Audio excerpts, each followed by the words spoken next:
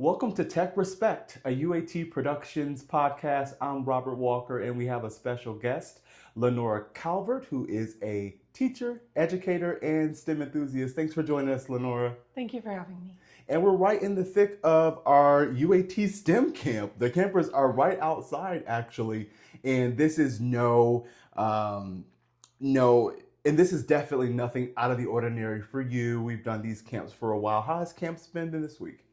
It's been awesome. The kids have gotten a chance to get really hands-on with technology. Yeah. They did some programming, they worked with microcontrollers, they worked with robots and AI.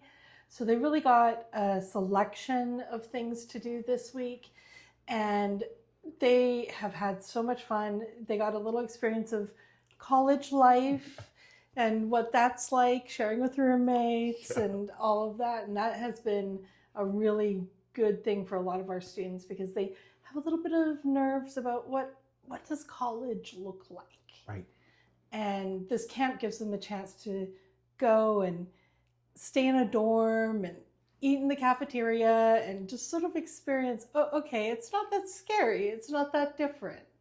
Yeah, I love that. Yeah, college is just like high school elevated, giving you a little bit more freedom to explore and expand and really craft who you want to be. That's why we're so excited about this week.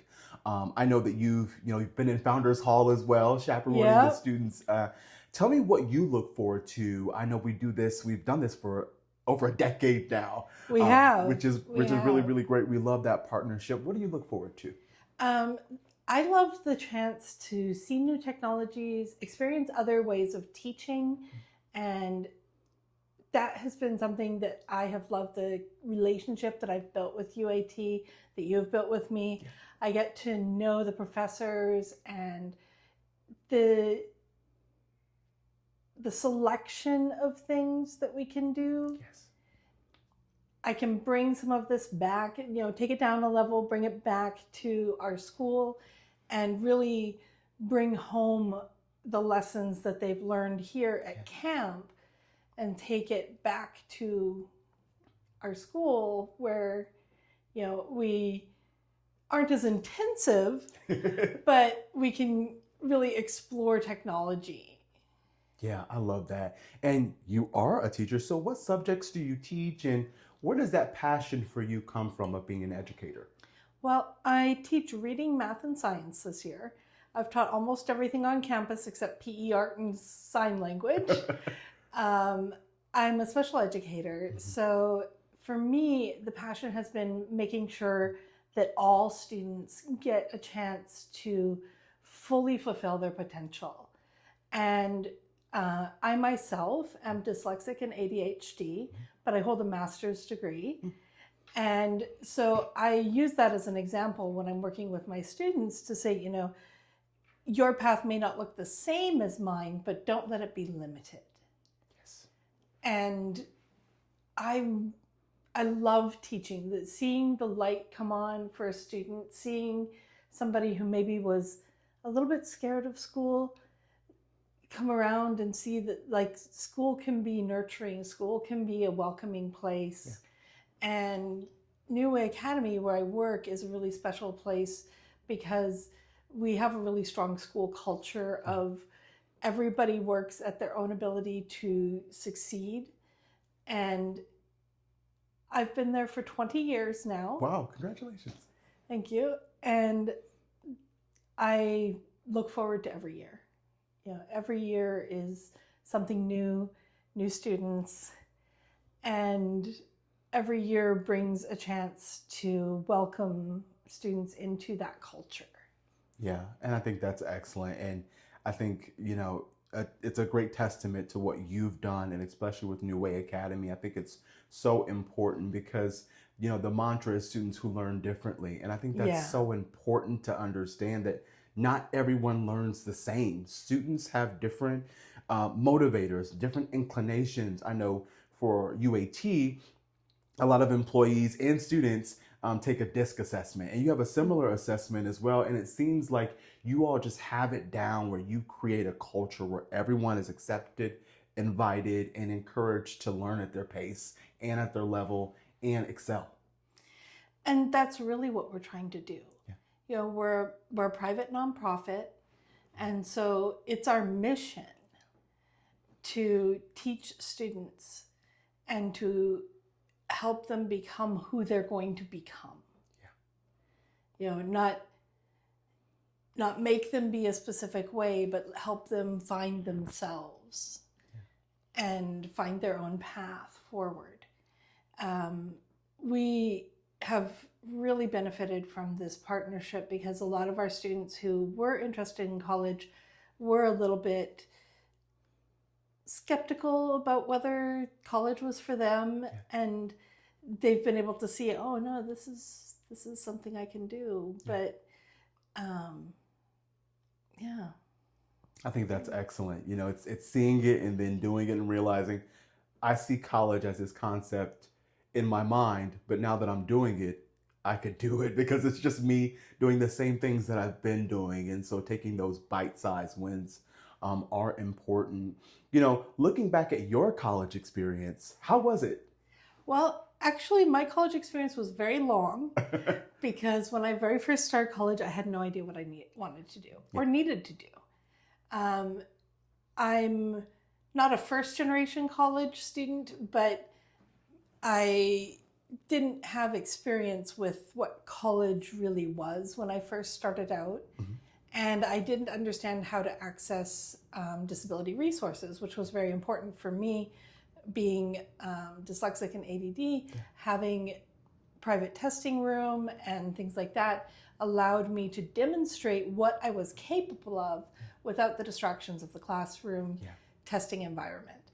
And I went to MCC and several Maricopa community colleges, and then I finished up my undergrad at NAU. Nice. And then I did my graduate school at GCU. And I did a lot of online classes just to work around my work schedule. But I found college to be a chance to really explore my interests and really narrow in on what it was I was going to do. This is actually my second major career. I was an IT professional before I became a teacher. And I have done a lot of different jobs over the years as I put myself through school. But teaching is where I found my passion. I started at a tutoring center, teaching students how to read using a structured language program from Orton Gillingham. Wow. And the first time that a student went from not reading to reading from my instruction, I was hooked. Yeah. I was hooked. This was the most amazing thing I could think of to do with my life. And so I changed my major again to teaching and education, specifically to special education. And I pursued that, and I have not looked back. Not one moment. Yeah. I love that. You found yourself at college. You found your passion. And I think it's those small moments, because that's the same thing that happened for me when I was like, hey, I am studying business and doing all these things, but I am actually a student ambassador and I'm driving students around in a golf cart and I'm saying, hey, you should come here. And then everyone who was in my golf cart came. And it's like, hey, you know, that's a pathway you could pursue. And I think it's in those small moments, like you teaching, where students can find, okay, that's what I'm passionate about. That's where I have that interest. Do you agree with that? Yeah, and it's not always something you'd expect. Yeah. You know, you might discover you have a passion for network engineering, or you might discover you have a passion for art, or you have a passion for teaching, or being an ambassador of a school. You know, there's more out there than people realize. Yeah. We think of the major careers, you know, go be a nurse or go be a teacher or go be a doctor or something, or in tech, you know, go be a programmer. But there's 1,000 jobs that go around that. Yep. And college gives you a chance to find that passion, find a community. Yeah. That's the other thing that really I think is special about college is it's a chance to find your people. Yes. It's a chance to find your group that's going to support you, that's going to become almost a second family. Mm-hmm. Yeah, that's absolutely right. It's finding that second family unit and really growing that network of people that you can call your tribe. That's really, Yeah. really cool. Um, I read a recent college stat that there are more students who are potentially on the spectrum than colleges may realize. And it's really finding resources that are available to them and making sure that they understand that they have that support. In your vantage point, what are, some support points that, really make and enhance that experience in the classroom? And then what can parents do, who may be potentially looking at their student to come to UAT or their student to even get involved in, formal education? What kind of resources and advice can you tell them to really get them, a little bit more acclimated to that? I think the biggest thing is acceptance. Mm-hmm. I think you can look at all the different ways that either autism or other challenges present themselves, and that's important to know. Yeah. It's important to know how this presents. For example, with ADHD, you might think just extra time is good, but extra time without a timer is just more time that they aren't able to really tell how much time is going by. Yeah. By just giving a student a visual timer of this is how much time you have left can be helpful for any students who have time blindness. Students who have sensory sensitivities might want to wear noise canceling headphones, not because they don't want to hear the professor, but because they don't want to hear the lights and the computers and everything else. And they can still hear the professor. And there's audio systems, there's all sorts of things like that, that if you just work on building your knowledge a little bit of how this might present, and then working on acceptance. I know that I'm stumbling on how to say it, but basically I know that my students who feel like, oh, it's not a big deal if I have some noise canceling headphones on, or it's not a big deal if I have a fidget, it's not a big deal if I doodle on the side of my paper. These are all things that my students do to help themselves regulate. Yeah. And making it not a big deal is the most important thing. Yeah. Because if you feel singled out, you're less likely to use your accommodations. Yeah. Whereas if they feel like they're just built in, they're just part of what, some people wear headphones, some people doodle, some people have a fidget, this kid has a stuffed animal, whatever, it's something where they don't have to feel singled out. And the thing I would say to families is help your student achieve self-advocacy. Mm-hmm. The ability to explain their needs based on their diagnoses or whatever is going on for them. The ability to explain what they need concisely can make a huge difference, because a lot of times professors or teachers are willing to accommodate, they just don't know what they need to do. Yeah. And awareness is growing, people are getting more and more knowledgeable about what to do and how to help these students. Yeah. But at the same time, if your student can walk into a classroom and say, hey, here's my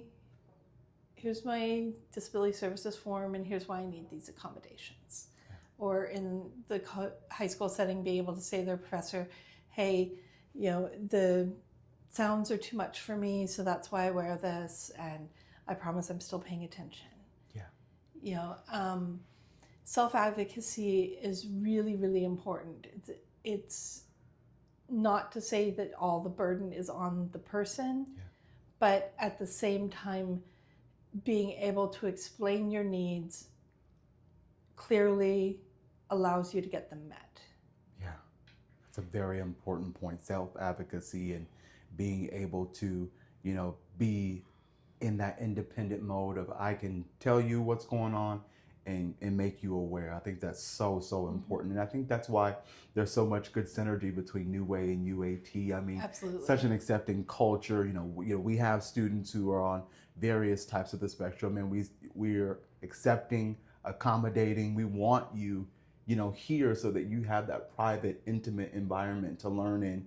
And that's mirrored at New Way. And I think that it's just a really, really good partnership. And one of my last questions, I know we have to get back to our campers and get everything set. For parents and families who maybe want to join in on a future camp, maybe at New Way or over at any of the other multiple camps, what can you tell them about this week to help it stand out and give them a little bit of a peek inside? Okay. I think the biggest thing is that UAT is a welcoming environment. And so whatever camp you're looking at, whatever camp you might be thinking of doing, know that the students are going to be supported. Yeah. They're going to be welcomed. They're going to have positive smiling faces at them. They're going to learn not only what is on the camp, but how to navigate a new environment. Yeah. They're going to have the opportunity to make friends, to be able to really embrace a new environment. Yeah. And really embrace something that, while being supportive, challenges them. Because that's the thing that UAT does so well, as far as I'm concerned, is you don't coddle anyone, but you're also accepting and kind and welcoming. And so it allows students to grow. Yeah. Because you have to work in that zone where it's a little uncomfortable. Yeah. But you're still enough comfortable that you're willing to do it. Exactly. And so you work through that. And I think that's something special about UAT, is the fact that everybody is supported so well without it being something where they're not growing. Yeah. Yeah. Yeah, and I think that's extremely important. I agree with you 100%. And it starts with, a word that you use, and it's culture. It's having a strong culture, that backbone where where the students are at the center, and it's about creating an environment for them where, like you mentioned, like a tree, like a plant, they can grow, sprout, and become who they're destined to be. And I think that is something that is overlooked sometimes. Yeah. Is the way that culture of a place can help a person grow. Yeah. And the fact that we've been working together for so long, yeah, really speaks to the fact that both cultures are focused on that growth. Yes. And I think that the warmth and welcoming that I find here really enhances my students' experience of camp. Yeah. Yeah. And we value the partnership. I mean, camp is already, this is our last day. This is our last day. This is our last day. Almost over. We're about to have graduation soon, but we're already excited about next year and, tweaking some things and making it an even better experience. So again, we appreciate and value the partnership with New Way Academy and you. It's been great. You do an amazing job with the students. I mean, it's just stupendous. So kudos to you. Thank you. Well, thank you so much. Again, this is Tech Respect, a UAT Productions podcast. You can find us where you find your podcasts: Apple Music, Spotify, YouTube. Like, comment, subscribe, and we'll see you later.